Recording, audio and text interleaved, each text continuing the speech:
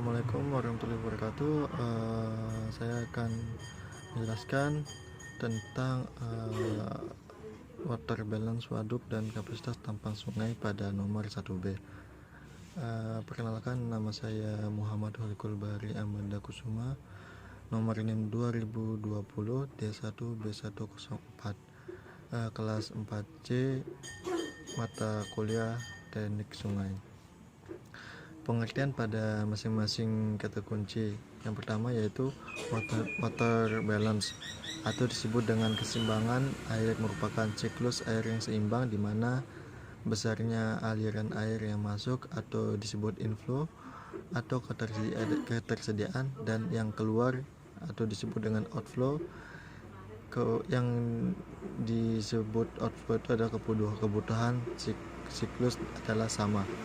Adapun komponen dari ketersediaan air atau inflow ialah air sungai, air hujan, dan mata air. Berikut waduk atau disebut dengan juga reservoir, yaitu wadah ialah danau alam atau danau buatan, kolom penyimpanan atau pembendungan sungai yang bertujuan untuk menyimpan air.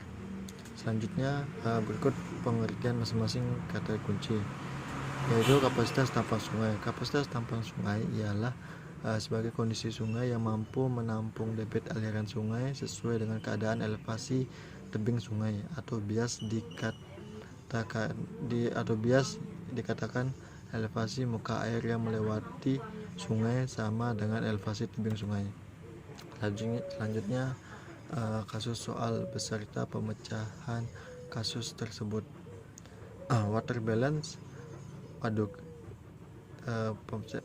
Kasus soalnya ialah studi water balance air tanah di Kecamatan Cakra, Kabupaten Lombok Timur, Provinsi Nusa Tenggara Barat.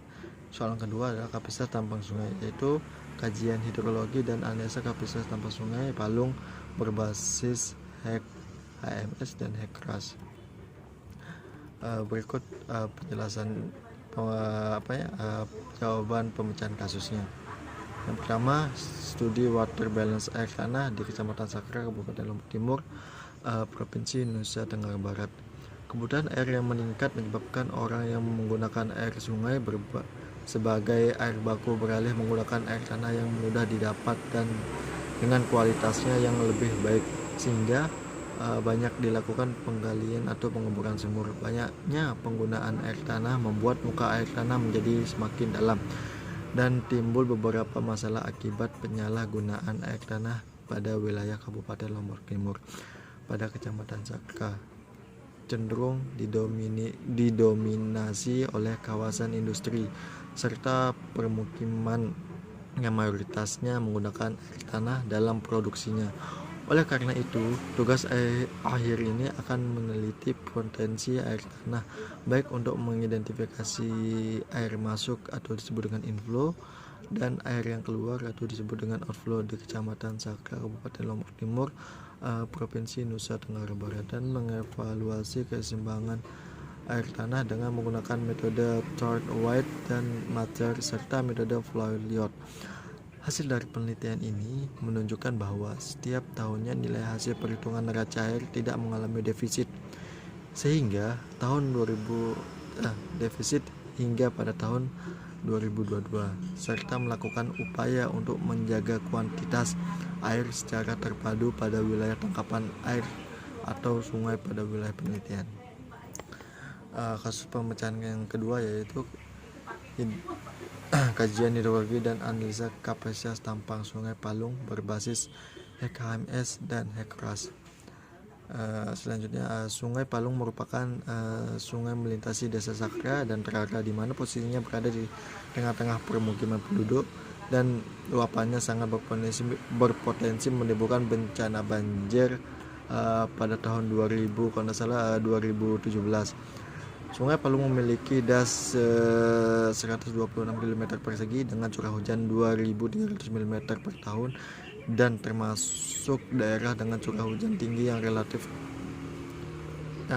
tinggi. Pada bagian hulu alur sungai tersebut memiliki karakteristik yang menyusuri perbukitan, sedangkan bagian tengah terjadi penyempitan sungai secara ekstrim.